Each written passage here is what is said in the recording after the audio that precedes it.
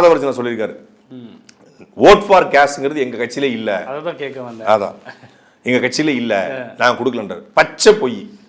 திருநெல்வேலி தொகுதியில ஓட்டுக்கு பணம் கொடுக்கப்பட்டிருக்கு, திருச்சி கிழக்குல ஓட்டுக்கு பணம் கொடுக்கப்பட்டிருக்கு, பெரம்பூர் தொகுதியில ஓட்டுக்கு பணம் கொடுக்கப்பட்டிருக்கு, ஆர்கே நகர்ல ஓட்டுக்கு பணம் கொடுக்கப்பட்டிருக்கு, கோபிச்செட்டிப்பாளையத்தில் ஓட்டுக்கு பணம் கொடுக்கப்பட்டிருக்கு. இப்படி தமிழ்நாடு முழுக்க பல்வேறு தொகுதிகளில் வாக்கிற்கு பணம் கொடுக்க ஆதாரப்பூர்வமா நான் என்னால் நிரூபிக்க முடியும். கொடுக்கப்பட்டிருக்கு. அது நான் பேசிட்டு இருக்கும்போது அந்த மக்களுக்கு தெரியும், எல்லாத்துக்குமே தெரியும் யார் வந்து கொடுத்தாங்கன்னு தெரியும். அதாவது பணம் கொடுக்கப்பட்டிருக்குன்னா திமுக கொடுத்துருக்காங்க, அதிமுக கொடுத்துருக்காங்க, அதுங்க காலகாலமாக கொடுக்குறாங்க. தாவேக்கா ஓட்டுக்கு பணம் கொடுத்துருக்காங்க.